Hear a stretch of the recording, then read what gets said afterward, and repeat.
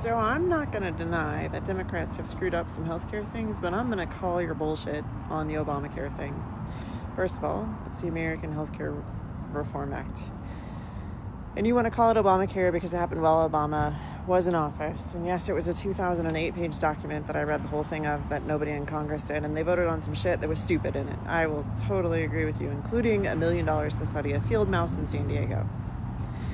And I think it was like another 1.8 million to look for arrowheads, Native American arrowheads. What that had to do with healthcare, I've got no clue. But let me just show you something about how it's not going to get better now that Obamacare is ending. Because it's not really ending, just the subsidies that have been being paid to keep people's insurance premiums lower than they could be, that's what's ending. So, for all Americans, let me start showing you some pictures. Let's start with this one. Why 60-year-olds might face a nearly $10,000 annual insurance hike. 60-year-olds. Some of those people are trying to retire, and they're on a limited budget. Republicans grapple with voter frustration over rising healthcare premiums because they voted out the subsidies. People insured through their employers likely to see higher premiums in 2026, and they're estimating that this will be as much as 28% in some states, as low as 15% in others. Wisconsinites to skyrocket health insurance premiums in 2026 if Republicans fail to expend the Affordable Care Act tax credits.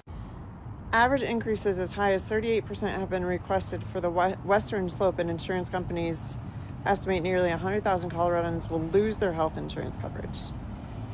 That's one state. 100,000 people are going to lose health care coverage.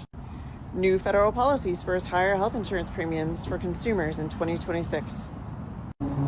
So I know that everyone wants to pick on the Democrats because they're not who's in office right now. But the deal is they were actually saving you money, and it is going to hit your pocketbook because insurance premiums through your employer are going up too because they cannot take on a 20 to 38% increase and also give you a raise. So you have to choose. Me personally, I'd rather have the raise and put the money into a health savings account where I can then spend the money as I see fit. But that's not an option anymore.